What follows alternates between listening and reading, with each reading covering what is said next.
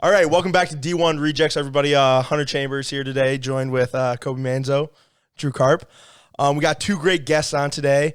First, we have defensive tackle Tierre Turner. Tierre Turner, Davenport University, one of GLIAC's teams we've yet to represent on the podcast. Up next is also Kobe and I's head coach in high school, John Blackstock, name drop, but who joins us and talks about high school and how their season went with COVID. Kobe, what else is on the show today? It's a packed show. And we're going to have, I'm really optimistic, we're going to have two great conversations, like you said, a team that we have not had represented yet in the podcast in Davenport. But if you're really looking forward to those conversations, what you can do is go down in the YouTube description or just scroll on that red line at the bottom of the YouTube video. If you're listening to, we appreciate you. But just a heads up, you can use those timestamps to get right to those conversations if you'd like. But if you choose to listen to our banter on the NFL and college football, we would also really appreciate that. So starting things off, we posted a poll on our Twitter last week, D1_rejects, on who you guys thought deserved the Heisman Trophy, and Mac Jones led the vote with 52%, with Kyle Trask behind him at 38%, and 10% thinking that somebody else will get the trophy. Now, this was before Florida's loss against LSU, so I will preface it by saying that. And that's something we will talk about, is the shoe throw down the field that cost the Florida Gators their biggest game of the year and probably any type of college football playoff hopes. So that's something 100%. We'll be talking about here pretty soon. On the NFL side of things, Josh Allen and the Bills knock off the Steelers for the second loss in a row for Pittsburgh. Unreal. And they're no longer the one seed in the AFC. Can't dance to wins anymore. They shouldn't be dancing on any more logos after that. But going off of that, the boys, and by the boys I mean Drew and myself, made a trip down to Cleveland where we witnessed the game of the year in a Monday Night Football Classic. People are calling it the game of the year, and I guess by people I mean myself because I just did. It was a fantastic game. Monday Night Football, Browns-Ravens, divisional game. We're going to talk about that, but so much other great content. So stick around.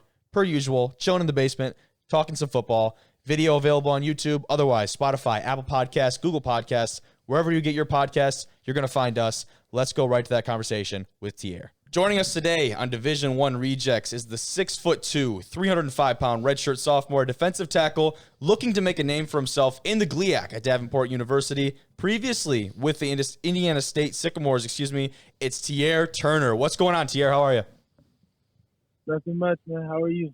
I'm fantastic, man. Just loving being able to talk football. Had some awesome guests on the last couple of weeks, and I'd be lying if I said I wasn't really excited for this conversation. When do you guys go back up to campus? January 10th, I believe. Okay, yeah.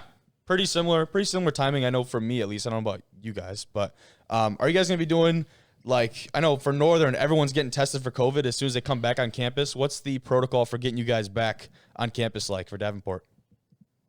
Well, it's pretty much the same. We're going to get tested when we first come down. Okay.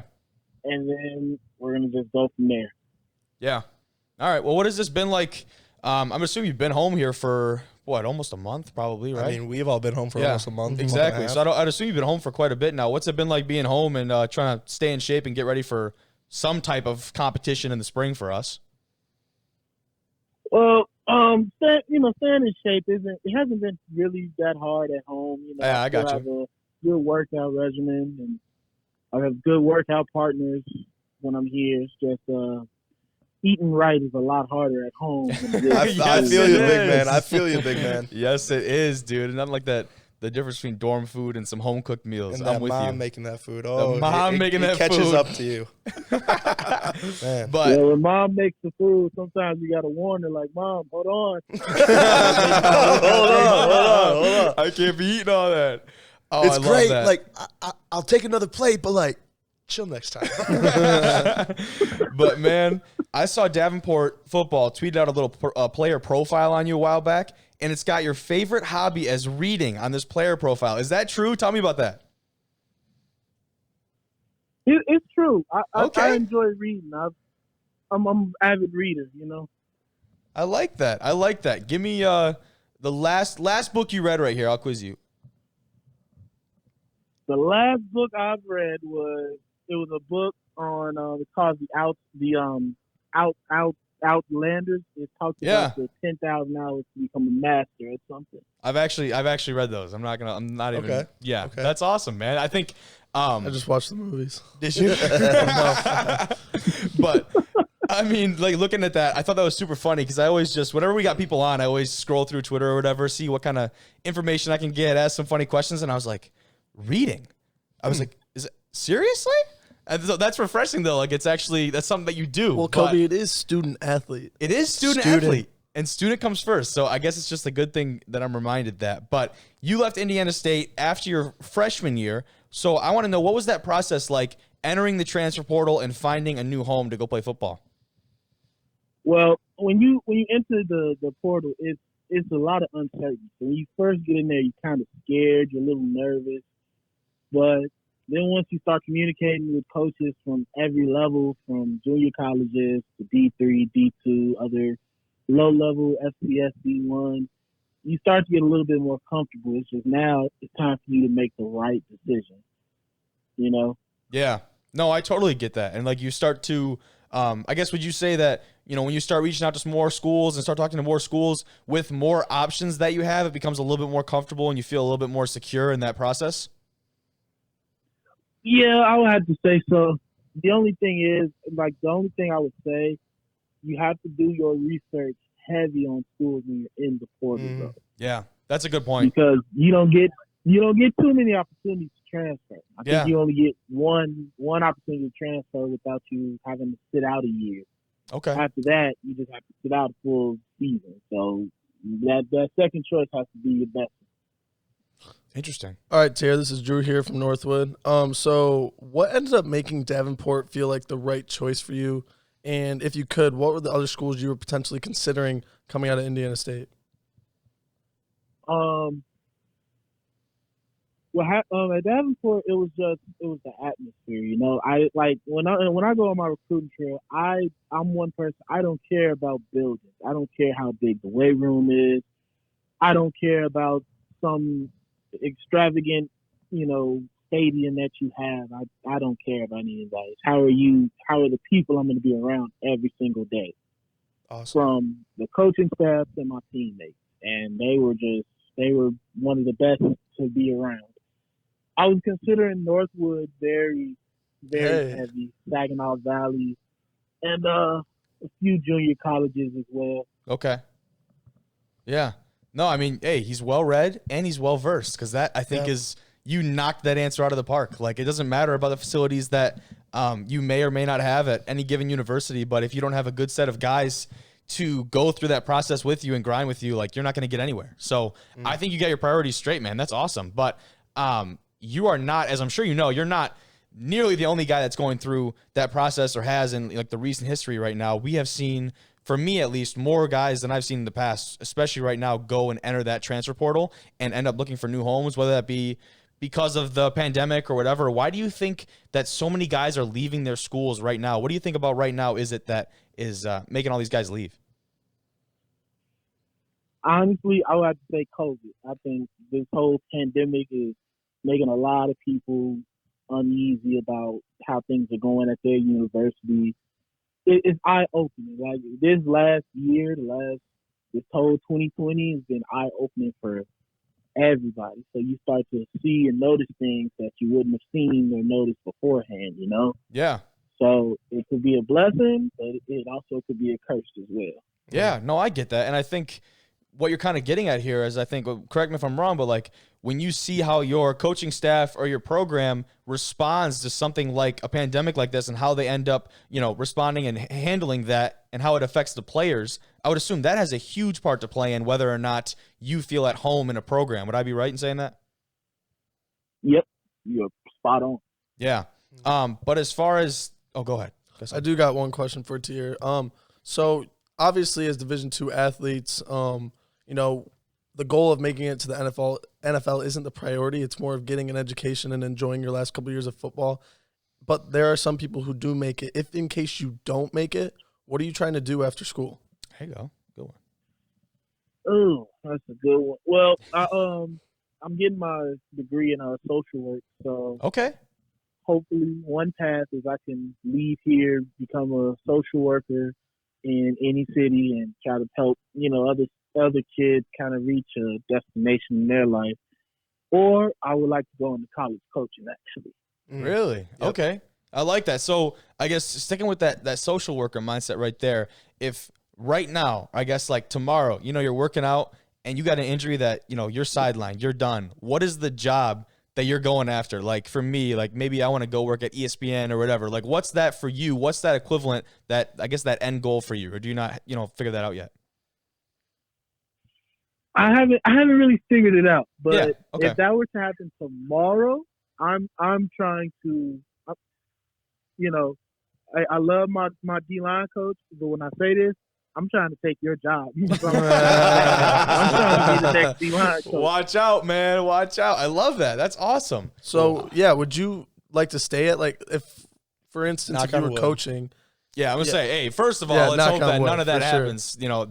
Never wish that on anybody, but go ahead, Drew. We had Coach Garland. I forget what school. He was from Ellsworth Community College in Iowa Falls, yeah. And he's a defensive line coach there, and his job, he does not want to move up. He wants to stay at D-line, maybe moving up schools.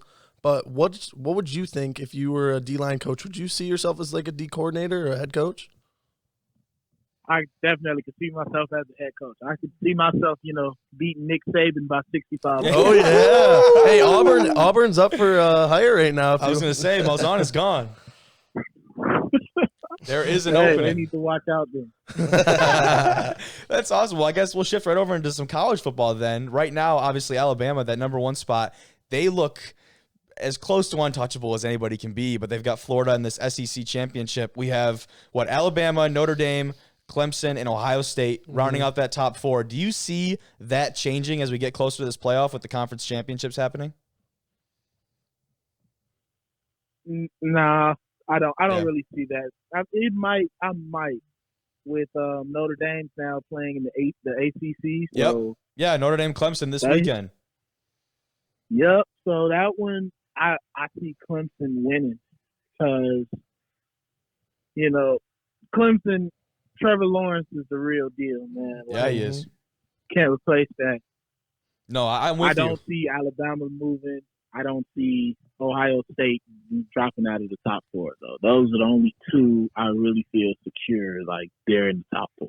Yeah, so Ohio State's got Northwestern in the Big Ten Championship. Alabama, obviously, with Florida, but Florida with that huge loss last weekend to LSU with the shoe throw. We'll talk about that here in a second. But for me, man, like Alabama, like you're a guy who wants to be in that coaching world potentially at some stage of your life.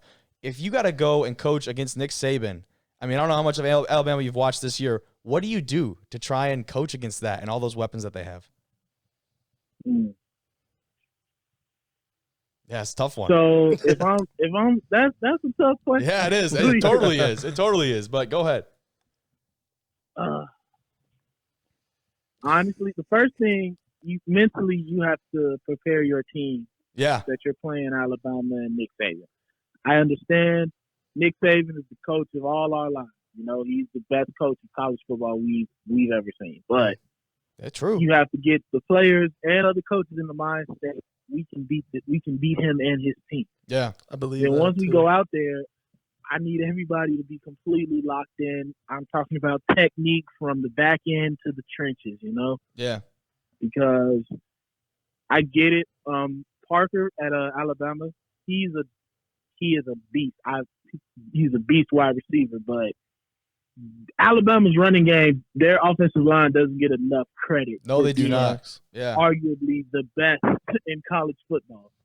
Yeah. No, I'm 100% with you. Yeah, because how many guys they turn out to the NFL every year? I mean, they're like make the running backs look good. Exactly. They make their running backs look really good. Now, a lot of them translate at the NFL level. For sure. But, dude, you're totally right. That Alabama offensive line is unreal. But I'm totally with you. It's all about who cares is in that locker room, right? So anyone in that locker room, anybody outside of that does not matter. And that's any level of football, man. But I appreciate your time today, Tierre, man. I appreciate it, man.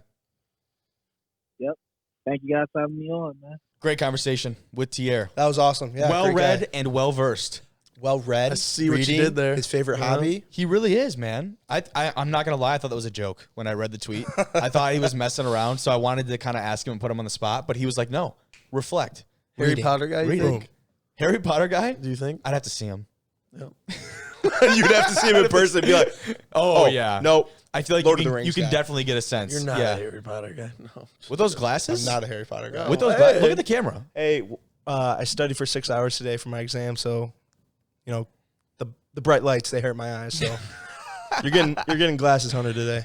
College football. Florida falls to LSU and throws away their chances at a playoff berth. So wow, I did there? You were dropping everything right now. You like that? Yeah. So if you're missed drop the elbow next to the rock? Senior defensive back Marco Wilson with one of the most boneheaded plays I've ever seen. After a tackle on third down that would have stopped LSU drive, he picks up a shoe that had fallen off the offensive player in question and chucked it down the field, landing himself an unsportsmanlike conduct penalty and setting up the Tigers to hit the go-ahead 57-yard field goal that would win them the game. First of all, how did he see the uprights? It was so foggy. Oh my gosh. I remember watching it. I was like, 57-yard field goal for any level of football is incredibly, it's an incredible especially in accomplishment. college. Like Yes. if you think of 50, Yeah. like even 50 plus for college is like Unreal. There's like a 75% That's chance getting you he looks. doesn't hit it. That's getting you looks.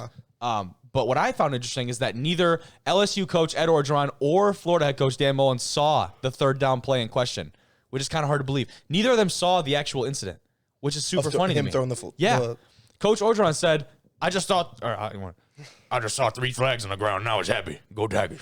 But it was like, Oh, you know what I mean? I was going to say go Tigers. I'm sorry, I took your thunder, but like, you didn't even see it. Neither of them saw it. Imagine how excited he was. He's like, man, the drive's still going. Tigers got a chance. But like, That's actually really good. you know what I mean? It helps that my voice is gone from that Monday Night Football keep game. talking about that for the rest of this LSU. Should I? Yeah. No. LSU, true freshman quarterback, Max Johnson, son of Brad Johnson. Brad Johnson, the Bucs Super quarterback. Bowl winning for the Colts or Bucs. Bucs, right? Yeah, for the Bucs, Super Bowl quarterback. So seeing him celebrate after the game was pretty cool too, because cool. they said something about Lefty. that. Yes, lefty, and that lefty balled out in his first career start, 230 yards and 3 touchdowns against Florida, which Florida doesn't have the best defense in the world, but they're a top 5 team in the country, or top 10, top 6 team in the country. So your defense is good enough to win you games. You know what I mean? Kyle Trask, though, on the other side of the ball, I know you had a hot take on him, but he still had a hell of a game. 474 yards passing and 2 touchdowns. Also had 2 interceptions, which was one of the reasons LSU stayed in that game. I will say one of those interceptions, I'm sure you saw it. Crazy. Absolute fluke. Yep. Bounced off a helmet, tipped off the hand.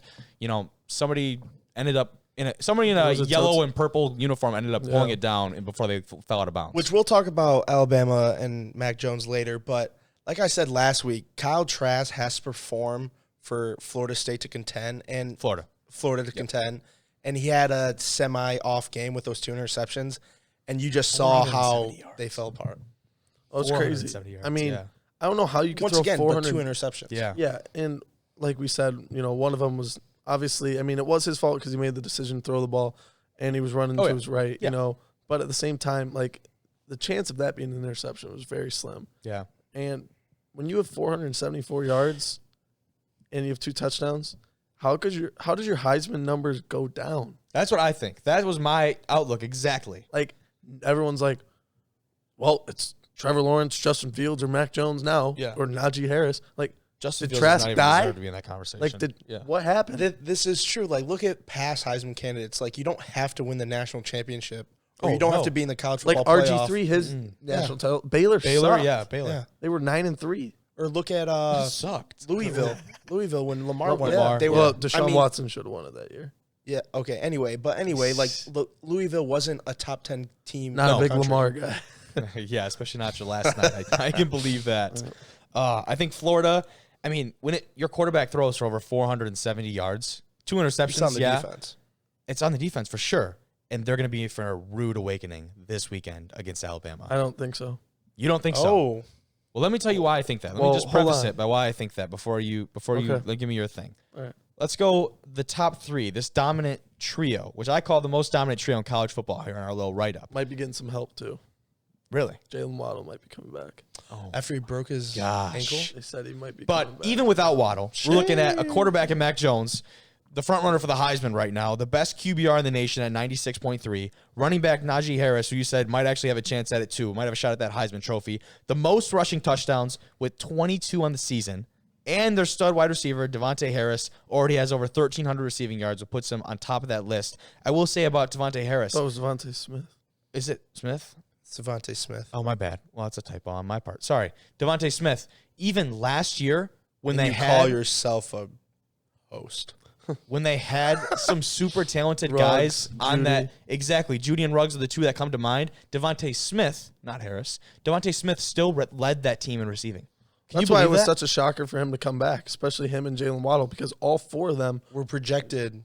Yeah, and they all win his first. So I thought that was super. And, he has not dropped off or taken a step back or anything. So it's good to see. First off, what a recruiting class. Tua, Najee Harris, and those four receivers all in the same class. Yeah. I mean, it's Alabama. What do you expect? Yeah. Anyway. Trust me, there's four guys right behind them that are probably just as good, if not better. Yeah, Bryce Young. Maybe. This is that guy I was telling you about. But you said, why do you think Florida's not in for a rude awakening this weekend? Well, they are. But at the same time, it'd be really cool to see how much the playoff committee values conference championships. Because remember, That's it a was good always point. not everybody has them. That's a very good point. Especially if Notre Dame loses, right? Yeah. Let's say Notre Dame, they're a one loss. They beat Clemson, but they don't have a conference championship. Ohio State's only played 5 games. And Alabama, if they lose, and Texas A&M won't have conference championships. But Florida will have that SEC championship. Yeah. The amount of this will be the most dramatic ending in college football. Well, if Florida didn't lose Reese to Davis LSU, being like, hello, everyone. Tonight, we're going to find out who the Final Four is. Actually have some dramatic. Yeah. Usually it's like, all right, Ohio State, Yeah. Oklahoma. No, it's the projected Michigan, top 4 from the Michigan. preseason poll. What was I saying? Michigan. No. Jesus. But I know what you mean. Like there might before Might that be some loss. drama. Might be Yeah, some before drama. that loss, there might have been. But how do you think A&M fits into that picture now without the Do they conference think- championship opportunity? But let's say Notre Dame loses. Do you think they sneak in?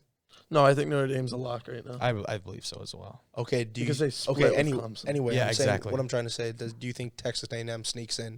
Do you think anything Texas A&M. anything shakes up the top 4 right now? If Before Clemson, we go into Big Ten and all that, does Clemson anyone loses, think they're so? out. Really? You think so? Against Notre Dame? 2 losses to the same team. You don't have a conference championship. You had That's a your good best point. player. Yeah, You're Trevor gone. Lawrence is back, and they beat them at their best. That's a good point. So Texas That's A&M valid. would And be in, Texas or would Florida? A&M's only loss is Alabama. Good thinking. It'd probably especially- it'd be A&M because they have that win over Florida as well. A&M does because Yeah. that was Florida's only loss before LSU. Oh. Yeah. That's what I'm saying. If Florida wins, it will shake up everything. It would have, man. But Especially look at even now, if it, hey, it's not gonna do USC. You know, Yeah, they don't have enough around the resume. They True, don't. but they have And more than now- Ohio State. But now with Washington not being able to play in that They have Pac-12 Oregon championship, they have Oregon, and that's just not as much of a feat for them to win Which that you game. really thought? I really thought Oregon. They're off. They without Justin Herbert. If Herbert could have somehow played this year, imagine yeah. they would have been awesome. Imagine him Yeah. throwing screens at 10:30 at night. That's true. Pac-12 after dark. Pac-12 after dark. You're right. That would have been brutal. But let's talk about some Big Ten, a conference that we are a little bit more familiar with. The MSU offense finally hits their stride. Quarterback, Barely. Thorne. And it was only for the first half, come to find out. Didn't And, even watch a play of that game. Unfortunately, I watched the whole thing. So, I watched the first half yeah. with my boy Austin Schlitt. There Name you drop. go. There you go. But redshirt freshman Peyton Thorne made his first start for the Spartans this weekend. And was Tell me a about huge Peyton Thorne. reason for their early success, but he, as well as the rest of the team, just fell off the face of the earth in that second half. Something about those gruffy What? Spartan helmets, you know? Was didn't- it? Oh, no. Is that what was so live about them in the first half? Maybe that Those was gruffy it. Spartans? A new look. They came It out looked pretty hair familiar. on fire, Hair on They're fire. a little bevel. But he came in. Peyton Thorne came in against Indiana earlier in the year, but he didn't look like that QB we saw on Saturday. Even though he didn't have the best numbers in that second half, 22 for 39, 325 yards, 3 touchdowns. After he started the game with an interception on the first possession, I was like, oh gosh, bring Lombardi Here's back. another one. Lombardi Here's wasn't even dressed, by the way. Really? Oh, wow. Yeah, he was not even dressed. I saw him on the sideline walking around, and I was like, Just That's chilling? interesting. Do you think it was hurt, or they just that's like? I don't know. I didn't hear anything about it, so that's a great question. But he was not dressed, so all the chips were in Peyton Thorne's basket or whatever here. Okay. And after that first possession where he threw that interception, I thought it was going to be a lot long of people one. were like, "Oh, Yeah, Still Michigan was a State long game. one. You it still was a lost. long one, but MSU's offense showed promise there. Although it was very brief, there was a glimpse of promise, and I'm actually pretty happy about that. You know what I mean? Moving forward redshirt freshman. Yep. I mean, come on, you have to be pretty happy about that. Freshman? But Penn State, yes. You dropped that. He is. I did. I led with that. Sorry. It's okay. Penn State had momentum, though, coming into that game. They won the previous 2 against Michigan and Rutgers. Not very 2 high. powerhouses in the Big Ten if you haven't watched any Big Ten football this year. But not so much pedigree to those 2 names this year. Not as usual, but it's been a weird year of college football. 3-game winning streak for Penn State, though. And they could end up being 5-5. You start 0-5 and end up 5-5. Because no, they could be 5-5. They got that Champions Week, and they could make a bowl. Oh, and they probably will be in a bowl. They're Penn State. That's a good point. Imagine that turnaround. That would be unreal. And saved his job. And dude, Franklin, there's no way. Yeah, save that job. Even if there's no way you could put Franklin on the hot seat just this year. What he's done there, they've been a powerhouse. Yeah, COVID. I think nobody's really on the hot seat unless you're like Owen, whatever. Or unless your name's Harbaugh. Yeah, Harbaugh can leave when he wants. But it doesn't sound like he doesn't have a seat. He sits down when he wants to sit down. It's kind of true. It does not sound like he's going to be out of town until he wants to be out of town. Until something comes up that he can't resist.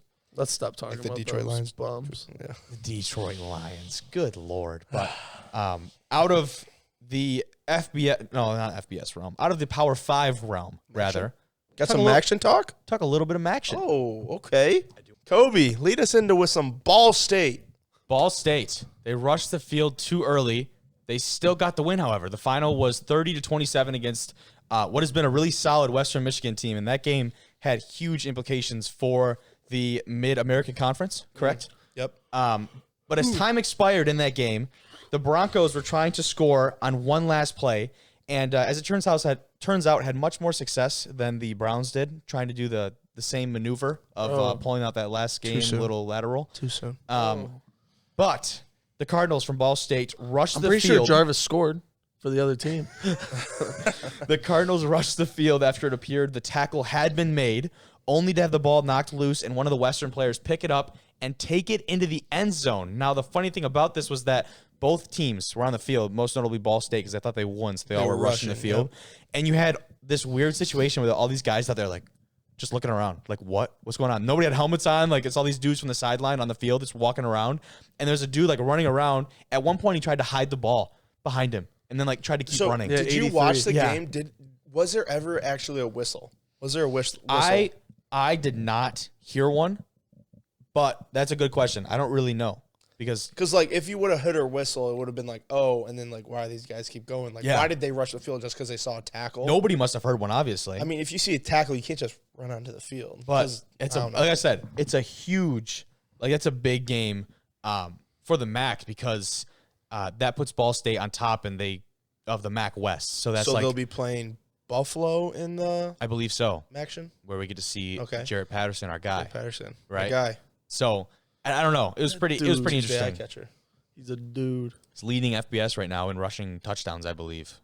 I thought Najee Harris was with 22. Rushing yards or something. No, maybe it's yards per carry. Okay. Some big-time stat, he's leading it. Okay. All right? But I bring it up because it's reminiscent of the 82 game. Obviously, we didn't see this in person, but I've seen the highlights between Cal and Stanford. How do you know I didn't see this in person? You ever seen the Avengers? Ever seen the Avengers? Jesus. Yeah. Anyways. Watch your know your stuff, Kobe. The game where the band rushed the field as time ran out, and then you had I remember that. I was one there. of the guys on Cal run into the end zone, and he got the win. And I don't know if you've seen the full clip. He gets into the end zone. And I didn't have to rewatch it. I was there. I was one of the guys in the band. Were you the one that got ran over? No, I was the guy. That was you? Yeah. I literally had the football in my hands. That's me. I hit him. That's awesome. That's why I didn't invite him to the Browns game. A guy with like a trumpet or a tuba. I'm not exactly well versed in my instruments. He got rocked and he get like put into the ground by some football player. Yeah, I remember. Imagine. That'd be funny. I remember. That'd be so funny. All right. Jesus. Gosh. So the final ruling for that was was he down? Ball State won the game. So the final ruling actually was not on the tackle. Thank you for bringing that up. The final ruling was that Western threw an illegal forward pass during that finishing play. And they had to go back and determine that. I don't know what they didn't stop the play. Which is interesting. Do you think refs are like actual fans of football? Like, no, I feel like they probably hate it. Like, because honestly, I'm like at that point, I'm like, all right, let's see where this can go. Interesting. You know, like I don't know. We'd have to talk to one. Imagine should we get a ref in the pod? We should. That'd be pretty sweet. Yeah, I remember cool. remember that ref. He was supposed to ref the Super Bowl, and then he got found out like years before. He had a Saints shirt on, and then they were like, it was the year that Drew Brees was in the Super Bowl with the Saints. He was like, yeah, you can't ref this game anymore. Mm-hmm. No, that's nuts. You're right though. Look that up. You cannot have any type of shown bias towards shown affiliation bias anywhere. We should get a referee on the podcast. That would be so cool. Do you know anyone who's ref before? That's a good question. I'm gonna start reaching out, shaking some branches. I mean, Jimmer's. I was just going to say that. Middle school football. Yeah, no, I don't think that's it. But before we get into some NFL talk, let's go to our conversation with Coach Blackstock. Our second guest today on Division I Rejects is a guy that's done it all. Joining the Central Michigan football team as a preferred walk-on in 1992, he became a scholarship player for the Chippewas and won the Kurt Dabrowski Award his senior year for embodying the spirit of CMU football. He got his master's from Eastern Michigan, where he was a grad assistant for a year before ultimately joining the staff at Lake Orion High School, where he just wrapped up his 4th season as a head coach for the Dragons. It's Coach John Blackstock. How's it going, Coach?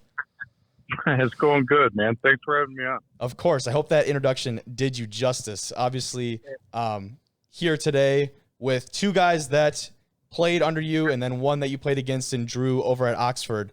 I'm super excited to have you on and talk to you for a bit. I don't know who's more excited than about this. Oh, that's good to hear. Let's talk. I feel kind of like maybe I'm an honorary D1 reject. Okay, Coach. I like that. Being a preferred walk-on back in the day when nobody even knew what a preferred walk-on was or what it meant. That's very true. I know I was in a pretty similar situation as far as that level of football and like a couple schools of preferred walk-on where like for me, I know my priorities of going to get an education and, hopefully getting my school paid for, which is why I ended up where I ended up and totally happy with the decision. But I want to talk about your Chippewas for a second. They're coming off a big 2019 season where they made that MAC championship, although they lost by 5 to Miami of Ohio. This year, not quite the same. They finished at 3-3 because of that shortened schedule and lost by 1 point to Toledo on Saturday. I know you keep up with them a little bit at least. So, I mean, what did you see from this team this year that was so different? Yeah, I think Coach McElwain's done a great job coming in there. And obviously had just an outstanding year last year. I think they're still putting, pieces together. Yeah. Up there in terms of recruiting and getting guys to fit their system. And, I think they made a real valiant effort. I think they struggled a little bit from what I saw at the quarterback position. Okay. And, not trying to be real negative towards the kids that they have. I think they had some guys that weren't really probably ready to play at that time. And then they had an injury or two at that position. So, I think they were trying to do some things to compensate for that. But, I think they've done a heck of a job recruiting, especially out of state and making quite a splash with some pretty big name players. Not only last year, but again, it looks that way this year.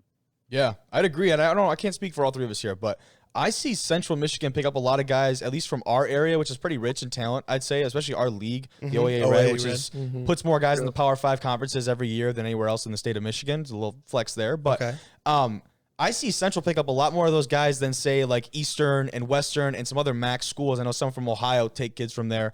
But for me, I don't know. What do you see from there? I see Central pick up a lot of those kids more so than their Eastern and Western counterparts. Yeah, well, and I think that's kind of the way it's always been. Even back to the 90s when out-of-state recruiting wasn't, what it is today. Yeah. But at that time, Central still owned the state of Michigan, where Eastern did a lot of Ohio recruiting, Western did a lot of Illinois, Chicago-type recruiting, even back then. So, I think Central's kind of always wanted to have a real solid footprint in the state of Michigan and has done a nice job of getting those kids to stay home and go up there. Yeah, and that's not always as easy as it sounds, especially now where kids can communicate with all these coaches on a Twitter DM and they can be out to visit the next week. Now, right now, obviously, that's not happening for most schools because of COVID and everything going on, but it's made it so available for all these kids to get there. And I think you got a good point, because it's very interesting that these teams develop an identity based off of maybe sometimes the areas that they recruit. I know at Northern, Coach Nystrom gets a ton of guys from the Chicago and Illinois area, so we have a heavy influence of that area on our roster. But tell me what it's been like. I know this year has been very difficult for coaching staffs across the country at every single level of football, but tell me more specifically what it was like at the high school level and what made this season so much different than all the other ones besides the obvious pandemic. Yeah, I think everybody experienced the same thing. Of the hard part was just the up and down. I kept describing it as a really riding a roller coaster, with all the up and down and the twist and turn, and you never knew when the next one was coming. And I guess that was really the only constant that you got pretty comfortable with pretty early, that there's going to be a twist or a turn or a up or a down coming today at some point, and it's just how big a twist or turn or how big a drop will it be. So I think for me as a relatively new head coach, I think I learned a lot about just kind of dealing with things better when they come to you and being more flexible. Where I think in the past, I was probably pretty rigid and kind of had the plan in my head and got frustrated when it didn't go that way, and we had to veer. I mean, this year, like the whole year was a veer left and right and then up and down. Yeah, that's a good point. And I'm sure a lot of coaches are going through that same process and learning and kind of developing and I guess adapting would be the right word to their style of coaching. But this next question I have for you is something that I'm really interested to hear your take on, because my brother's going through it right now. All these guys going through it in the 2021 class out of high school right now are going through it. And with the eligibility of college athletes sticking around in football, most notably, a lot of schools are left with so much less scholarship money because they have to keep all these guys on scholarship, right? So they don't have as much to give to this year's class of seniors, which has been frustrating for both sides of the recruiting process. I mean, I totally understand. Like I said, I've seen it, and I've seen it from my coach's side of things too, which is an interesting perspective. But I know you're a huge advocate for getting guys opportunities to play at the next level. Myself and Hunter included, Yep. you do a great job 100%. of being a spokesperson and really selling your guys to schools. But at the same time, you're going to be honest with them, and you're not going to sell a guy that you don't think is the right fit. What has this process been like for you, trying to work around these limits and give your players the best shot at going to play in college? Yeah, I think obviously it's affected everybody, like you said. I don't know how like the college coaches are even managing it right now. Like that just blows my mind in terms of having to manage that roster and that amount of money, especially at the Division II and NAIA level. Yeah. Because that recruiting is totally different than Division I. Totally. As a staff, I mean, it's much more like the professional sports with like a salary cap, right? Yeah, it's actually a good comparison. I like that. And I don't know how they're managing it. Trying to figure out who's staying, who's not staying. Do they fully know that who's staying and not staying at this point? And those things changing, and obviously having limited amount of money because a guy's staying. I've got to believe it's frustrating for the coaching staffs. I know it's frustrating for these 2021 kids, because a lot of them are going to miss out on that scholarship money or even that opportunity, which can drastically change where they go and what they do. Yeah, totally. Yeah, so Coach Blackstock, this is Drew here. Sorry, my voice is a little sore. Went to the Browns-Ravens game last night. So there's a lot to yell about at that one. Oh, yes, gosh. there was. So anyway, as far as the Twitter thing goes, I'm just wanted to say I'm really, really like intrigued, and just like I want to say like you're doing a great job of putting your kids out there and tweeting about them and everything like that, because I don't follow a lot of high school coaches on Twitter, but you're one of those guys where I'm like, I'm actually really like this guy on Twitter. There we go. What resulted and what made you have such a strong Twitter game when it comes to your high school football? Wow, I appreciate that. So something I don't think I ever envisioned hearing about myself. But, hey, good Twitter game. Game respects game. I will take it, man. That's awesome. I don't know. Like when I took over in 2017, I started telling our coaching staff, and I fully believe it still to this day. And Kobe even said it. Like we've said, adapt or die. Yeah. because things have changed, and we can't sit around and complain about it or lay blame. Like, things have changed in a whole lot of areas. How you coach kids, I think, has really changed over the last few years. Obviously, recruiting has changed, and social media is probably the biggest change in recruiting. I think it's also been a really big change in just how to coach kids. Yeah. And I've wanted to get our program out there. I've wanted to get our kids out there and try to give them as much exposure as possibly could. And I looked at social media and said, there's an area that obviously the college coaches are all over. So if it's working for them, I've got to try and get in that realm and see if I can promote our kids and help our kids. And so that's how I kind of got into it. Yeah, adapting on the field and off. But you mentioned it, came in 2017, fourth year as the head coach at Lake Orion, but I don't even want to make it sound like this. You're just like some outsider that came into the program, because you're on the staff for over 15 years before getting that position. So obviously you earned the right to have that title and be that head coach, and you've done a great job. You just took that and ran with it. But what was that transition like coming into that role, following a guy in Coach Bell that had some great success in years prior with that program? Yeah, I think I would say, first of all, it was bittersweet. Yeah. Coach Bell and I was on Coach Bell's first staff when he was hired back in 1998 as the head coach. I did not know that. Him and Coach Tooley, Dave Tooley, interviewed me in the spring going into that season, and I think I was like their first hire. And I just kind of stumbled upon Lake Orion in a dumb luck kind of fashion, and we've become really good friends. I've always looked at Chris as kind of like a big brother, and somebody that's always been looking out for me and supportive of me. So it was bittersweet because I never thought Coach Bell would not be the head coach at Lake Orion. Yeah. And honestly, like I was never looking to be a head coach. I was really happy in the role I was in. I thought we had a good thing really rolling. And then when it was presented to me, it was like, I can't let this opportunity go, not so much for myself, but I was concerned of how things would change and what would happen in terms of the program if somebody from the outside did come in. Yeah. So, it was bittersweet. I'll say at the beginning, and you guys were a part of it, man, it was tough. Yeah. It was tough for me to go from that role of an assistant to a head coach. It's amazing how big a change it is going from like the suggestion maker to the decision maker, right? Oh, I like with that. Coach I Bell, like that.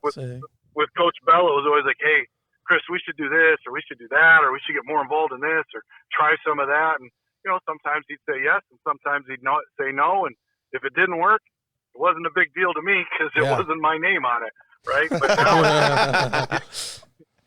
well, I guess I was wrong on that one, Chris. Maybe we shouldn't have done that. But now it's like I'm not making suggestions anymore. It's like the decision of we're going to do that, or we're going to go this direction, and there's a lot more responsibility involved in it. So I've learned a lot in the first 4 years, and I've still got a lot more to learn.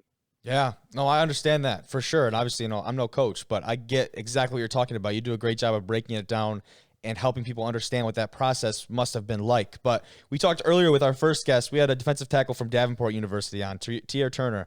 And we were talking about a guy that we had on a little bit over, like, what, two or three weeks back? Ago, our first show. Coach Garland, who's coaching Ari Curtis at Ellsworth Community College in Iowa Falls. He is the defensive line coach there. And we talked to him about he does not have any aspirations to become either a defensive coordinator or head coach. Now, he said he would be open to the, potentially moving up the level of school. He's at the junior college level right now, possibly moving up to, a bigger time school to be their D-line coach. What do you think about that kind of mindset? I'm just interested to see what you have to say. I can totally relate to it, to be honest with you, because like I said, I never really had a desire to be a head coach. It wasn't something that I actively searched out. I think I always did have it in the back of my head of preparing for it in case it happened. But I wasn't going to go search it out and try to find a head coaching position. And, I was never going to make a real play for it. And it kind of happened. But I think some guys would look at that as, maybe a negative that coach, doesn't want to grow and doesn't want to climb the ladder. I look at it as a total positive, a guy that really enjoys what he does and wants to stay, I guess, more on that ground level of being totally involved with his position group and taking complete ownership and having passion for that. Because, the more you climb up that ladder of responsibility, fortunately, like, you get farther from that. The direct, everyday, small group cohesiveness and building that bond. I try to do that as much as I can with all the guys on the team, and that's always a focus of mine. But at the heart of it, like, I'm not able to develop that tight-knit relationship like I used to when I was really just coaching the secondary. Yep, perfecting the craft. Yeah, perfecting the craft. That's something that Garland talked about a lot. It's like, I want to be the best at what I do, and then, obviously, you're never going to be perfect. But if you can be the best you can do, you can be content, because that's like end goal. But, Drew, you got something? Yeah, so Coach Blackstock, this is like a little running joke that Kobe and I have had over the last couple of years. So in 8th grade, Kobe was trying to recruit me to go to Lake Orion with him. And there's a very real possibility that this was going to come to fruition, I would say. And so we were thinking about it, obviously, with, your success last year and how you guys kind of like two platooned it, where it was like a defense and an offense. And me, in the recruiting aspect, I was considered an athlete. So if I did, lace up the green and white cleats and go to the Lake Orion Dragons, what position do you think you would have had me play? This is like a little interesting thing we got here. Boy, I think obviously a heck of a safety back there. But I don't know, maybe a slot too. Ooh, interesting. I was not expecting that, actually. Jarvis Landry's, he's a slot. I appreciate that. No, safety, because we joke around with Cade, like, hey, could be the Bass Bros in college now. We could have been in high school, but might have to be now. A little recruiting tip if Cade listens to this episode. He better. We would have loved to have had you, Drew. I appreciate that. That's hilarious. Yeah, we talked. Drew and I made that trip down to that Monday Night Football game last night, and like you said, there was a lot to yell about. That place, 20,000 people there, which is under a third of the capacity. You would have no idea if you were there. It sounded like you caught the entirety of that game. Yeah, absolutely. Yeah, that was one that I know we'll remember for a long time because we were there, but. Even Hunter sitting on his couch. Yeah, Coach, I was watching it at home with you, so they didn't want to invite me. Hunter, you know what? It did look fun. I mean, and I love going to games like that, but I'm not gonna lie, I really did enjoy my couch. Yeah, it was nice. It was nice with the Christmas tree lights on and being able to not have to be freezing and I could go to the bathroom whenever I wanted. I didn't have to wait in a line. Absolutely. Didn't have to wear a mask the whole time. You could have went with Lamar. But Coach, I wanted to ask you because, like you said, it's cold. It's Cleveland. We're getting to just some meaningful football, which means the weather is going to be, nobody has any idea what the weather is going to be, but it was cold. And I told Drew before the game, I was like, I'm not expecting, much offense to begin here. As these guys start to feel each other out, two teams with very dominant rushing attacks. It's going to take a lot of time off the clock. And here we are, 47-42. Baker throws for 350. Yeah. Did you see any of that happening? No. I'd agree with you. But, I mean, like, great athletes on the field, right? Oh, totally. Absolutely had that potential. I don't know if anybody really saw that coming, especially with the weather. But man, when those guys got running around and flinging it around, that was fun to watch. It was so back and forth too. It felt like we'd be just yelling our heads off up in the stand. Like something would go well for the Browns, and then not 2 minutes later there'd be a dagger, and then Marquise Brown would be running into the end zone after a 4th down pass from Lamar.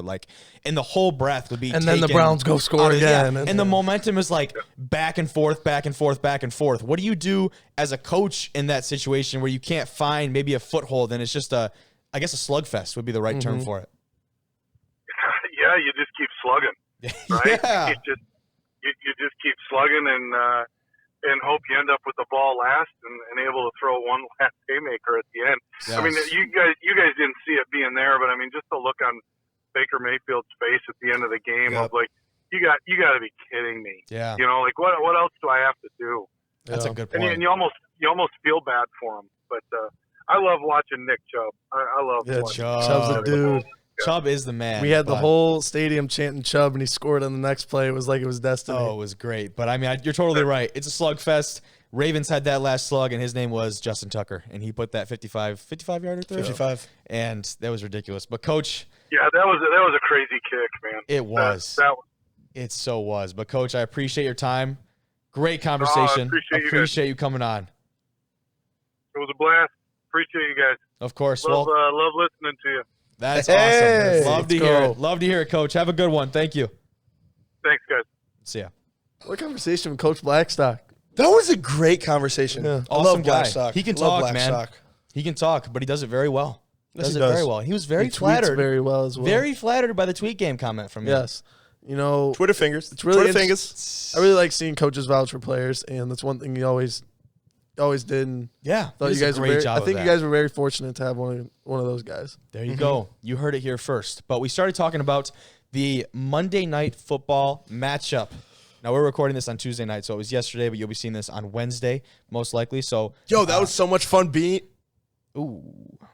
Yeah, so as we hinted at earlier in last week's episode, Drew and I made the trip down to Cleveland to watch that Monday Night Football game that was so far the game of the year, in my eyes, as far as the NFL goes. Shannon Sharp said it was the game of the last decade. I think that might be a little bit of an exaggeration, but the game of the year. He said that one was better because Baker and Lamar didn't throw interceptions.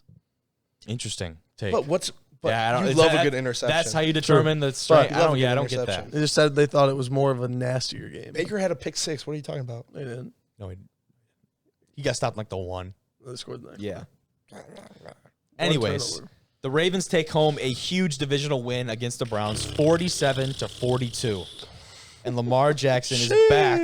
No. After what people are calling a long stay on the toilet. And then he walked back into the locker room, and he came right back out to win the game. He did like that little waddle when you've eaten a little bit too much and you don't know if you're going to make it to the bathroom or the Lemonade song where the duck walked up to. Jesus. But we were there, and we didn't hear anything about him being injured. It was cramps, right? Mm-hmm. It was cramps. We didn't hear anything, and we're sitting there, and on comes to the field comes Trace McSorley.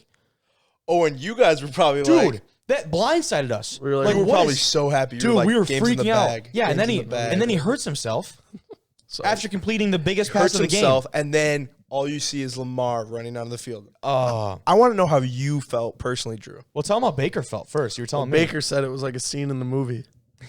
He said, super villain, dude. He goes, I'm sitting there watching, and Lamar comes out, and he goes, I really thought this was a scene in the movie where, like, the hero comes out, and they're all saying, Superman showed up at the right time. Like, yeah, they really. Me personally, I'm like, he's just gonna run for like 15 yards, and they're gonna run the clock down, kick a field goal. That's what I thought they were gonna do. Okay. Before we get off of Trace, we were talking about he made arguably the biggest completion of the game. His only completion. 3rd and what? 10 or 11? Yeah. 3rd and 10. And Willie Snead. Yeah. And he makes that completion, and there was a terrible break on the ball from the Browns defender, and that kept their drive alive. Then he gets hurt. He was like 1 for 3 for passing, and that was his only completion. Okay, let's not forget about he did have a nice out route, perfect ball on. It was like 3rd and 4. Was that Marquise? Marquise. Yeah, he had some bad drops. Agreed. He made up for it. He had some bad drops, but he had some really good catches, which make up for it. Which they shouldn't, but they do. They get overshadowed. But let's talk about First Energy Stadium, huh? 20,000 people in attendance, 2 of which were the boys, and the atmosphere in that building was still electric, even though that stadium was at less than a third of its total capacity. You would have no idea. No, for sure. I went to the Browns-Ravens game last year. Obviously, the playoff implications were completely Implications, yeah. They were completely different. Very different, yeah. My bad. Implications.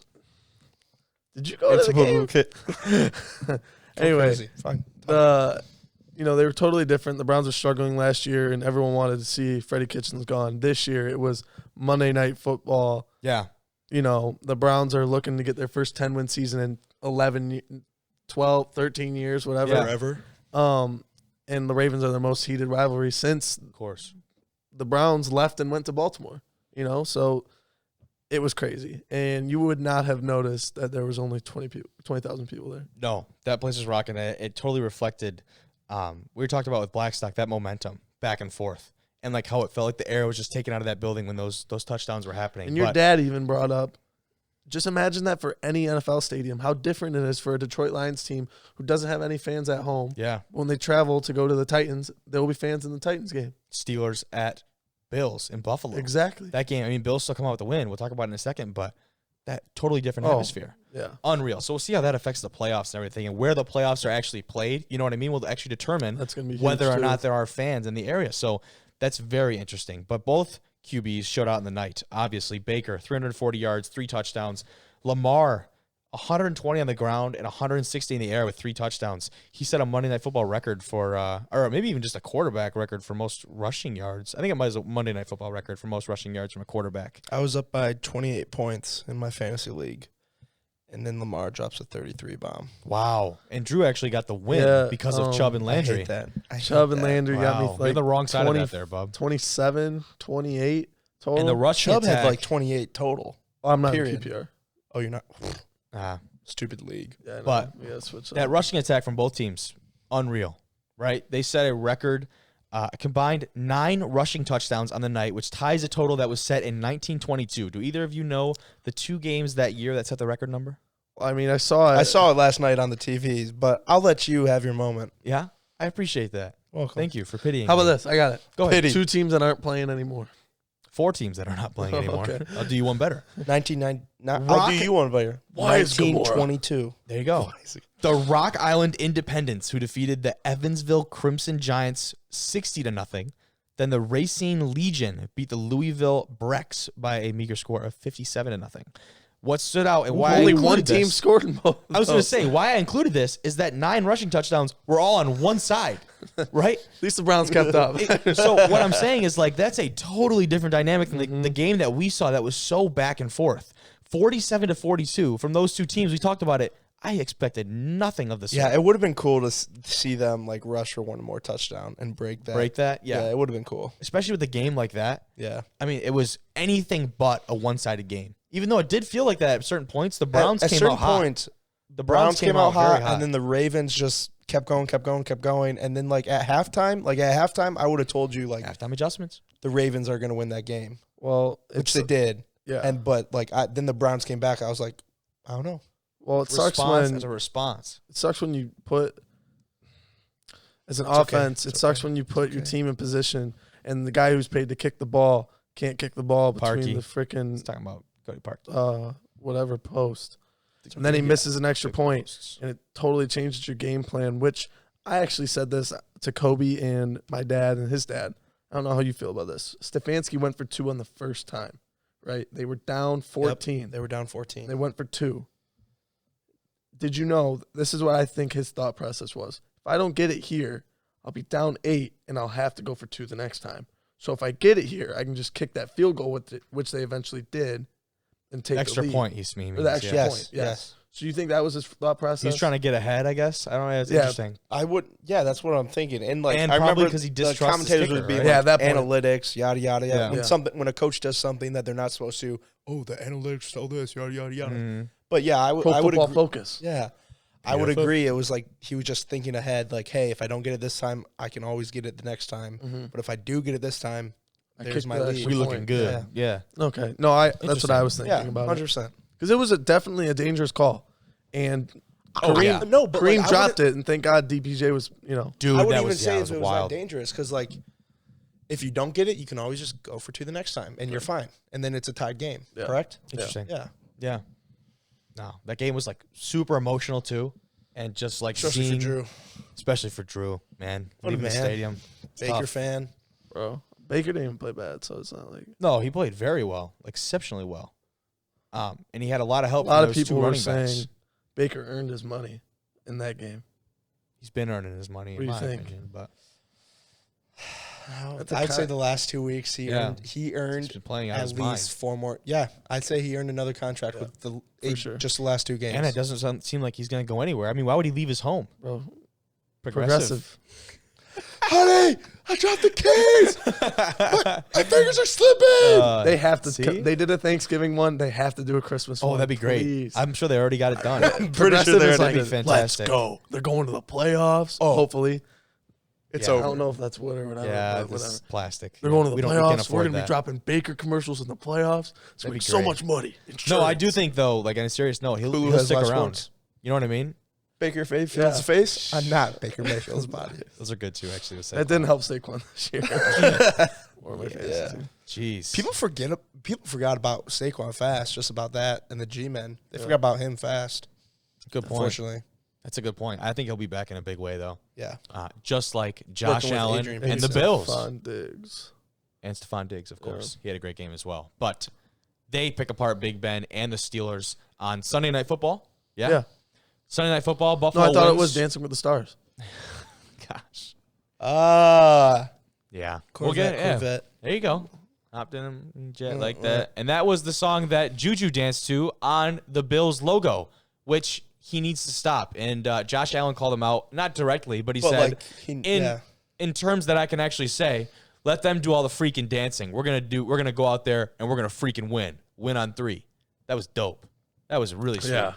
Josh Allen, I didn't really see Josh Allen as because a guy like that. Yeah, nobody I didn't see really him as like that either. Yeah, nobody really watched him coming out of college. I feel like you went to Wyoming. Yeah, but he's definitely stepped up, and you could see him becoming more of a leader. Now this is his third or fourth year. Third year. It's him. Well, it was him, Darnold, Josh Rosen, Lamar, and Baker with their draft class. Yeah, so 3 of the 5 worked out. Yeah, and oh no, Baker was first overall. And then Darnold was second. Yeah. Darnold was second, and then Rosen. It was Allen, then Rosen. Because remember, Rosen was like, "Yeah, I'm going to prove everybody wrong." 10 teams that didn't draft me. Everybody says that, dude. All 32 didn't want to draft you, buddy. Yeah, buddy. Now nobody wants you on the roster. But Allen, in his 3rd year, his stats continue to improve every year. And that's not something you think, oh, yeah, obviously, the longer you're in the NFL, the better you get. That does not happen very often. No, for sure. Your stats do not get the sophomore slump is a very real thing. No, it happened with Cam Newton too. Yeah. And obviously Cam's rookie year was one of the greatest things like for a rookie quarterback. You know, he was really good in the ground, also really good in the air. Tim Tebow. Yeah, and Josh Allen, I feel like he was a game manager his first year when he came in, and then his second year he started making plays in the playoff game on his feet. Yep. Yeah. And that one catch in the playoff game too. This year, he's taken it to another level, and I'm not gonna lie, I didn't have confidence in him, but after watching them, you have to now. Yeah, but I have more confidence in the fact that because he has Stephon Diggs, and he's still figuring out how to throw the football. The commentators are breaking it down. He's like still working on his form, which obviously all the quarterbacks should be working on their craft. But this guy more than the rest of them exponentially. Just because he's gotten this far off of pure arm talent, and he's got some good mechanics down, obviously, but they were literally analyzing it mid-game, and I'm sitting there watching, I'm like, you know what? Yeah, like he actually is kind of getting away with some things right here that usually you do not see out of other more polished quarterbacks that have been in the league. He just has all that arm strength. He does. 24 for 43. They threw the ball 43 times. Yeah. That's a lot. 238 yards, 2 touchdowns, interception. Good stat line, not insane. It's a lot of drops or incomplete passes. You know what I mean? That's not a great completion percentage. Yeah. It's not bad, but it's not great. You said it, his arm talent. It's one of the best, if not the best in the league. You made the argument that Patrick Mahomes has the best I would say the best arm talent would be Patrick Mahomes, but the best arm power, Josh Allen. You know what's really weird? Interesting This point. is not just because I'm tooting my own horn. You know that Hail Mary that Baker threw that was completely just gone? That was the longest PFF this season. Ever, or just this season? I think it was the longest one they've ever graded, I guess. Yeah, I saw it on Twitter or whatever. Yeah. Interesting. Which is, I didn't know that. Josh Allen completely, I think he could obliterate that. Yeah. I agree. But that's interesting to know. Yeah. I did not know that. Yeah, I just saw that on Twitter. I saw that on Twitter today, too, yeah. I would say in terms of just pure arm talent. Why is that toot your own horn? Just because it's like... Yeah, Baker. I don't think that's tooting anybody's horn. But in terms of pure arm talent, I would put Josh Allen right there. I mean, they were literally breaking it down. He's not using the lower half of his body when he throws the football. He's like very minimally. Phillip Rivers looks like he's throwing a shot put. Exactly. Throwing it without his lower part of his body. And they're playing very good football right now. Yeah. Very good football. But Josh Allen, I mean, he deserves to be, and he is one of the better quarterbacks in the league right now. Why do I feel like nobody takes the Bills seriously, though? Because they don't have a running attack.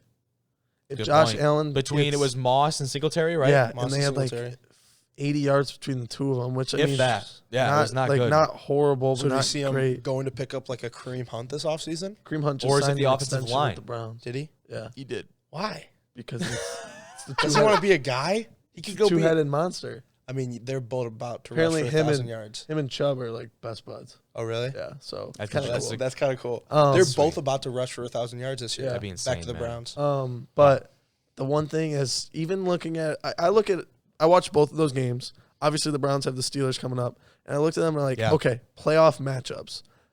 What's stopping Josh Allen and the Bills from going to that next level? The rushing attack. Yeah. They have a good defense. Obviously, we saw that. They've played good this year. They beat Russell Wilson, but they don't have a running attack. Yeah. And you can say that about the Chiefs. That's the offensive line or a running back issue. You can say, I think it's a little bit of both. I would agree. But you can say that about the Chiefs. The Chiefs can run when they have to. They don't really need to, but they can. They don't need to. That's when a they good have point. to, they don't can. need to, though, yeah. You can say that about... Because they get crafty with it, I think. They're very interesting how they do it. The Ravens are going to be in it if they make it because of their running attack. Yeah. The Titans obviously can run the ball. Yes. And the Browns can run the ball. Those four teams, personally, I view as the favorites AFC. In the AFC. Chiefs are head and shoulders above them. I look at Pittsburgh, and I see them as the Patriots of last year. Huge defense, older quarterback, and not a lot of weapons. I mean, they do have actually a lot of weapons, but starting like this and then going like this. Very interesting point. I like that. I like for that the Bills to last year Patriots. Yeah, I actually do. That's a pretty similar structure that they have as far as their team dynamic. And they're starting to lose guys on defense too. Yeah, injury-wise, Bud Dupree's down. That's a huge hit for them. Yeah, it is. But back to the Bills. Number one target for Josh Allen, Stephon Diggs, and he blew up in a big way in that second half. First half was pretty quiet from him, actually, but he finished with 10 catches, 130 yards, and a touchdown. And that slot receiver, Cole Beasley, super shifty, one of the best at his craft. 5 catches, 41 yards. Not quite as big of a stat line, but he had a big impact, I thought. He made some key plays during that game. I feel like Cole Beasley has been in the league forever. Right? He's the Hunter Renfrow right? NFL. He feels like Remember when Hunter Renfrow was at Clemson? Yeah. Dude, when's this guy going to leave? Dude, and he's like his hairline's already back to the middle of his head. And I get him out of college. Cole Beasley's also only 28 or something probably too. Yeah, he's probably because he was with the Cowboys for 5 years or something. I feel like, I don't know. I feel like he's been on the Cowboys ever since I knew the Cowboys. Cole Beasley was on the team. Yeah, same. Yeah. But not only did the Bills not run the ball well, the Steelers did not run the ball well either. They can't. And I was expecting the exact opposite because James Conner is back off the COVID-19 list. Their offensive line is not good. They're not built to run the ball. It really is not. And between him and Benny Snell. Big Ben has barely been sacked. They're a good pass-blocking offensive line. Yeah. But they can't run the ball. When they lost Pouncey, they lost Banner at literally the first game of the season. I think they lost Zach Banner. Yeah. And then ever since that, they just when you lose 2 starters on the offensive line, is Pouncey back? Big. I think he was supposed to be back, but I don't think he played. You know who also didn't play? Joe Hayden. Yeah. Huge loss because point. He would be manning up Stephon Diggs because they kept blitzing Josh Allen, making him try to make those big boy throws. And he did. Well, for most part. He still had some incompletions. But true. Like you said, Roethlisberger's streak of not getting sacked has been snapped. That was a big one. And we talked about it a couple weeks ago. He looked exactly how I imagine an old, disheveled quarterback would look. He looked like he could snap at any given moment if he took one more hit. Well, I'll tell you what. It's Big Ben. You know how many injuries that man has had? He's been durable for them, and he's bounced back from a lot of injuries. I don't think he can take any more. No. Tom Brady at 43 looks better than Big Ben at whatever his age is. And Tom Brady's offensive line cannot pass block for anything. Not nearly as well as the Steelers. No. Although they picked up big win this weekend. Yeah, they did. Over the Vikings. It's just a good win. I did watch expect that them That was to. a big win for them. That was a big win Of for them because they had lost 4 of their last 5 or something, right? right? I think it was something like that. I think so. 4. 3 of the last 4. There you Yeah. go. So big win for them. Big win for them. Big win for Big win them. for Bucks. Yeah. But it was an even bigger win for my guy out of Oklahoma.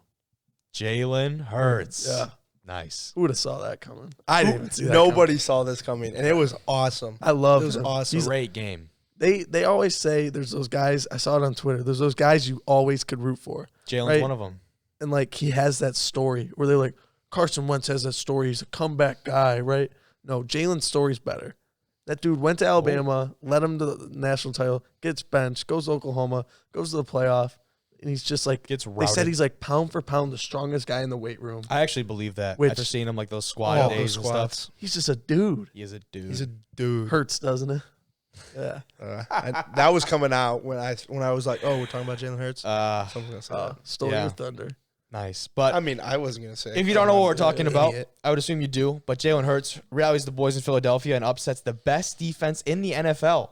Is it actually the number one? Arguably. Best rated, I should put in there. Best rated defense in the NFL for the Saints. Statistically, I thought. First start for the Eagles. You just said best rated, yeah. Oh, I thought you said rated. My bad. First start for Jalen Hurts. I mean, we've seen some glimpses of him in games previous, but for him to get the start, for that team to actually endorse him, I think that did wonders for, I guess, his confidence and him being able to be comfortable and, lead those men and actually win a really meaningful football game. Because with the Giants right now, they're still alive in the playoffs. With the Giants forgetting how to play football, even with Daniel Jones back, I lost that game pick, right? Mm-hmm. We got to talk about our game picks after this. But, dude, that NFC East could be wide open. You know what I mean? Especially with Alex Smith out. I still see Washington walking away with that. If Dwayne Haskins is their quarterback, they're not walking away with anything. I don't think so. Yeah. Well, let's talk about Jalen here before we get into that. Let's talk about Jalen. He finished the stat line 17 for 30, 167 yards and a touchdown. So I will say he did not put up the numbers that we like to see from a typical. Did you forget about his 100 yards rushing? Oh, I did not put that on there. He had 100 yards rushing. He had 18 for 120 yards rushing. Holy shit. I think it was 105. I don't know. Either way. I did not look at that. Only quarterback to have 100 yard rushing in his first career start besides Lamar Jackson. And the only quarterback ever in his first career start to have 150 yards passing, a TD, and 100 yards rushing. Yeah. I believe that stat. Man, so that's huge. But what I was going to say is that he was playing very smart situational football. They didn't turn the ball over. Yeah, that was what impressed me. That was Carson Wentz's biggest issue. 18 for 106. 18 for 106. Man, that's a stat Didn't turn line. the ball over. Yep. Wow. And they said if you watch it, Jalen doesn't look like he's running that fast, but he's running fast. I was telling you about Lamar. Does he? We Lamar were talking about that in person. Faster. In person, he's just head and shoulders above all the other athletes on the field. Yeah. I'd love to see Jalen in person, too. Jalen's awesome. That'd be great. That really would What about their other fast quarterback that was playing on that field? The Mormon Missile? Oh, God. Is that how you're talking about? The guy who the should be Swiss Army goes by the alias of Taysom Hill? Yep. Well, let's talk about Taysom Hill. He still had a great game. Almost 300 yards passing and 2 touchdowns for Taysom Hill. I don't care. I like the Eagles' defense. I love Taysom Hill. I love Taysom Hill, man. Who would have thought that he, 2 or 3 weeks ago, who would have thought that Taysom Hill's going to come out and throw for 300 yards? I don't care whose defense against. True. People were saying he was literally Winston. Yeah. People were literally just saying he was just to run the ball and just be a substitute for Breeze and Febreze. And but we saw Sean Payton come out and say that he endorsed him as a franchise quarterback. He does. And he does. And he really believes Sean that. Payton will. I think Taysom Hill will probably be the future of Saints for a couple of years at least. I think he will, but I don't see it personally. That's interesting. From going from Drew Brees to Taysom Hill opens up their offense. Well, look at this. And we're seeing that play style, not to interrupt you, we're seeing that play style be adopted by so many more teams. The Saints are 8-1 since Drew Brees has been out in the last 2 years. Wow. So system quarterback and Drew Brees kind of sounds like it. Interesting. Because Sean Payton, you could put Tim Tebow in that offense, and I feel like they'd be I do still think they're better, and they're elevated their game with Drew Brees. But I will agree with you. There's a lot of supporting pieces there for him. 5-0 last year with 5-0. Oh, man. 5-0. 2-glove Teddy. Teddy two gloves. Teddy two gloves. That's awesome. I didn't know that. You have a top 5 wide receiver, top 5 running back, and a top 3 defense. Yeah. How are you not successful in that That's a great point. That's a great point. And unless you're in the playoffs, because they can't win in the big games. Exactly. They're still 2 games ahead of the Bucs in the NFC South and are a 2 seed right now as the NFC stands behind the Packers. So, yeah, is right, dude. Is right. But NFC East, let's go back to it. We talked about how it might be open because the Giants forgot to play football. If Alex Smith does not come back, I don't see Dwayne Haskins. Which it looked like it wasn't a serious thing. I really hope so. That would be so terrible for him to come back and then immediately be sidelined right afterwards. I mean, I don't see Dwayne Haskins winning any meaningful football games. No, I don't know I don't know how he even got drafted in the first round. Yeah. I just don't see. He looked like a stud at Ohio State. He was good at Ohio State. He was good. He tore up Michigan's #1 ranked defense. The Revenge Tour. Jeez. I don't remember that. Sorry, I'm not a Michigan fan. Oh. But between the Eagles and Washington, that division will be determined between the 2 of them, most likely. I mean, I still think the Giants are ahead of the Eagles. I think the Giants are still ahead of the Eagles. Cowboys, of course, are out. Yeah. But I would say Giants just had a down game.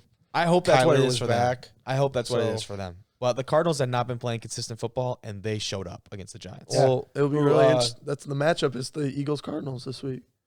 Ooh, do they really? That'll be a good measuring stick then, I believe. Yeah. Right? We'll talk about that on Thursdays. We will. We'll talk about that on Thursday's episode as we look forward to the weekend's matchups. But what did you think that you said why the Giants are still in it over the Eagles? What were you going to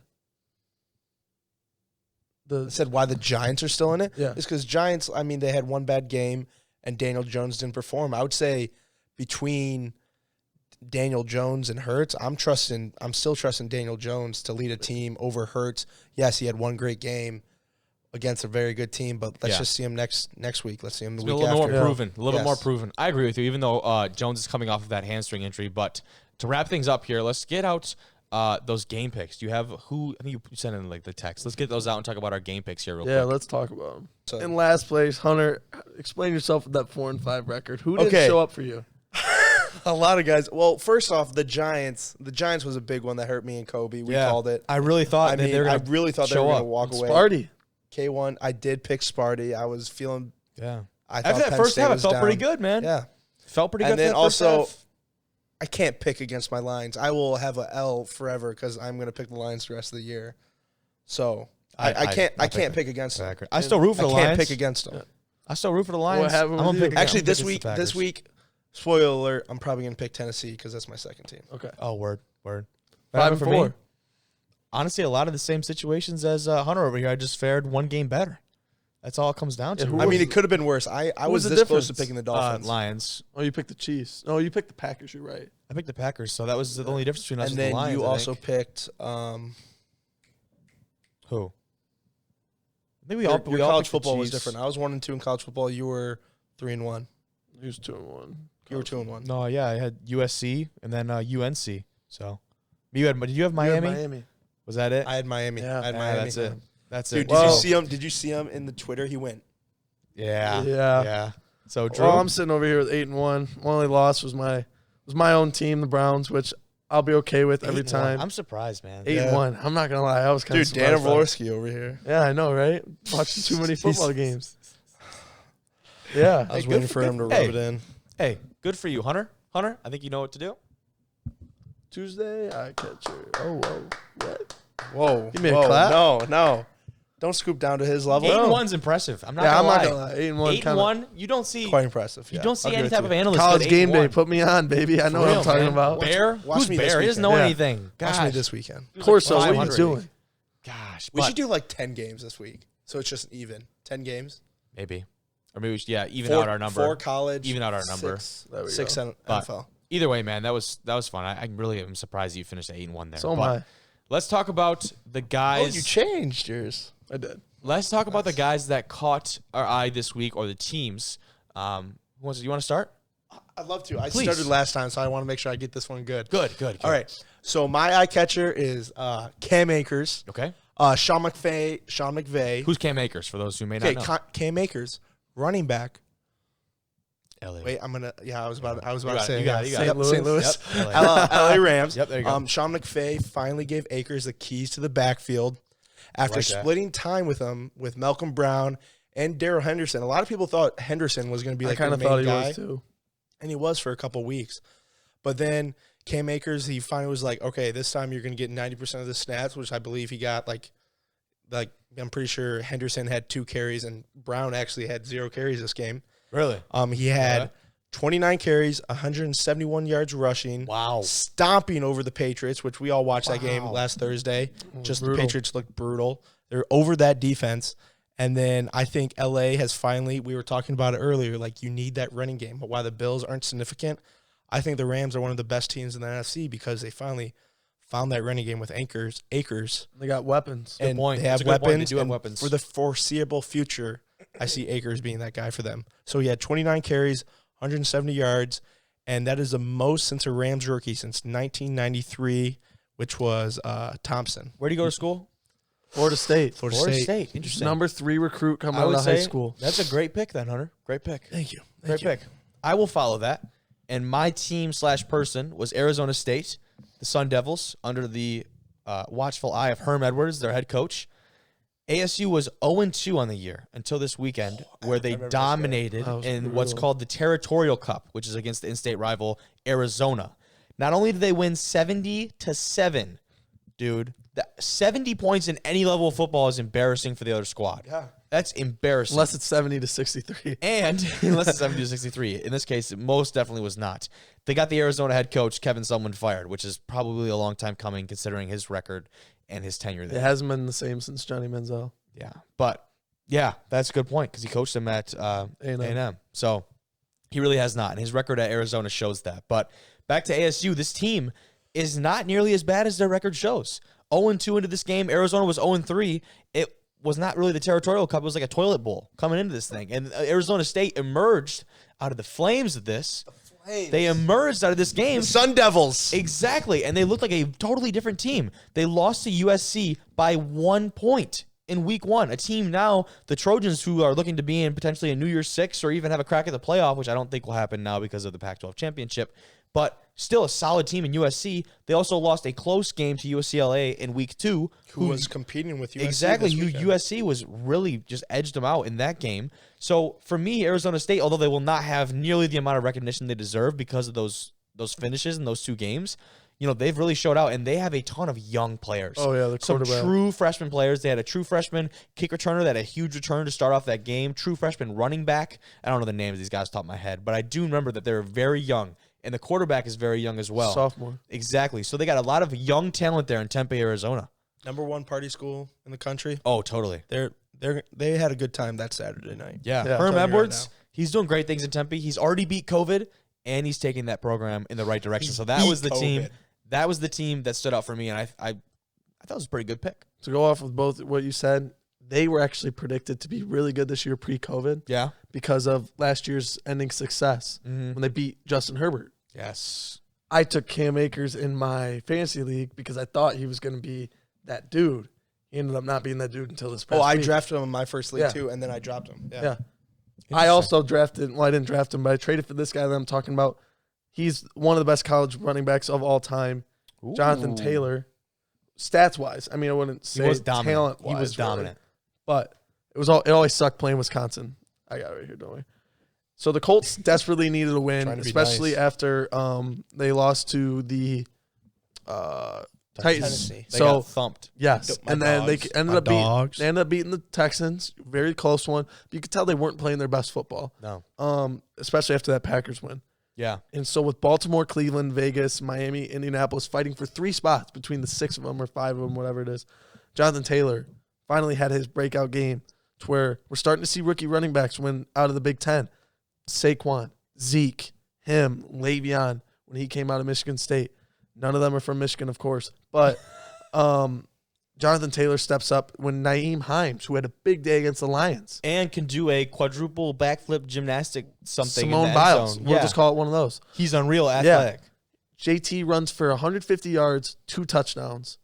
And the Colts get a 9-4 record, and they're tied because they lost to the Browns. Yep. For that, so they're in that 6th spot. Either way, I think the Colts, if they can find that running attack, I'm not confident in Phillip Rivers. I'm confident in their defense because of Buckner and Leonard. They can make some damage. It's almost like another Tennessee team where Tennessee, which more Except I Tannehill's trust Tannehill more than Rivers, but Agreed.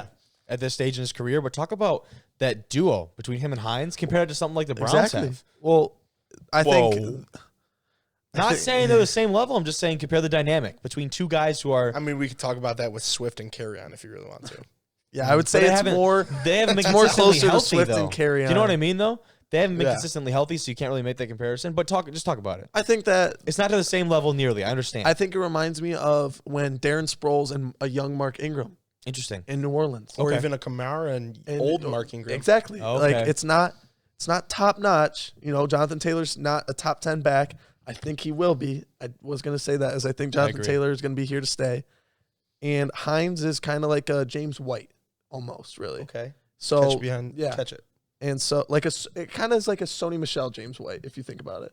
Really. Okay. What happened to Sony Michel, man? Yeah, he was going to be a dog. He's Patriots, right? Yeah. Yep. But I think the Colts are, with that running attack, got a chance. They could fight off a team like Pittsburgh who can't run the ball If they can run the ball effectively, waste that clock, force big men to throw it deep against that Colts defense, be a great game. They're a complete team. They're one of the more complete teams that I've seen. They just need a better quarterback, which Matthew Stafford or rumored Carson Wentz might get traded to. So let's talk about that because Wentz is most likely going to be gone. But the problem with him is that he has like $24 million in his contract next year. So whether or not the team that picks him up will have to pick up that baggage that comes with it will be a huge factor in whether or not he's going to be it's either he gets traded and they pick up that value, or they cut him and they still have to pay him he's on another team. There's no way they'd cut it. They won't cut him. They won't cut him. They can't. That's just such so you rather keep him as a backup. Yeah, because an insurance policy. Touché. Yeah, you have a guy who you said it earlier. He's not proven himself yet, Jalen. What if he comes out? You don't want to run your new quarterback, your new future into the ground. You know what I mean? Yeah. Well, and I even told you this when we were in Cleveland. I mean, you pick him in the second round, you're thinking he's the guy, though. Exactly. Yeah. That's what I'm saying. Frank Reich, who's the head coach of the Colts, he got that job because he led Nick Foles to the Super Bowl as the offense coordinator. Carson Wentz MVP season where he was that caliber. Frank Reich was his OC. So apparently there's some mutual interest because of that. It's a realistic connection. I get it. I don't think it's going to happen. I'd love to see Stafford there. Not going to lie. Stafford, if Alex Smith doesn't work out, Stafford and Washington would be awesome. Dominate the division. That would be awesome. Yeah. Go back, because I used to love Washington with RG3. Yeah, with RG3, like that was my second team, and then with Kirk Cousins. And with Kirk, I'd root him. RG3 can shut up about his DK Metcalf memes. Yeah, RG3 needs to be quiet on Twitter. I love RG3. He's in the IR. I love it. Stop talking. Jeez. But either way, I mean, that's all we got for today. Mm-hmm. I'll Hunter with another one. Congratulations, end of the episode. You're like Billy from Pardon My Take when he would do those. Sound a little upset. He's a little depressed. You doing all right? I mean, I had a long day today. We're here for you. I had a long day today, guys. My friends didn't invite me to go watch the Browns with me. But hey, what are you gonna do? You made it to the end of the episode. Congratulations. Find me on Venmo. I doubt anybody will. But if you find me, request money. I will send it to you. What? I have $3 to my name. So wow. First three. There's 3 people. First 3. Thank you for listening to another episode of Division I Rejects. Stay tuned for later this week. 2 great guests coming on. Who do we got coming on? Why don't you tell me about the first guy? Well, we got former NFL kicker, former Michigan State special teams coach, Dave Rayner, now at Oxford, coaching me as he was an Oxford grad. Yeah. So first time NFL, I guess ex-NFL for the podcast. That's going to be. Along with that, Caleb Smith out of Davison High School here in Michigan, who went to go play at South Dakota State, a Division I FCS school, has entered the transfer portal, now is at Ferris State University. He's a safety. He'll be coming on to talk about his situation and his process of going through that. I hate Ferris. Who's Thursday night? Thursday night football. We got Herbert versus Josh Jacobs and the Raiders. Raiders need a big dub. They do. All that and more. You know what I like? Let's do these picks right now for that game then. We can do it next week. But, I mean, the people are going to see it on Friday, so people already know the game. That's true. I'm taking the Raiders. I got Jacobs. I'm going to go with the Raiders, too. Okay, I'll go Chargers for that game. I love Herbert. Raiders haven't been playing very good. I love Herbert, too. But I love Herbert. He's on my fantasy team. Big game out of him. Gruden's got those boys pumped. Yep. You better. Knock on wood if you're with me. Come on, we're finishing. Knock on wood. All right. Thanks, guys. I really appreciate your support. D1 Rejects. See you Thursday/Friday when you'll actually see it.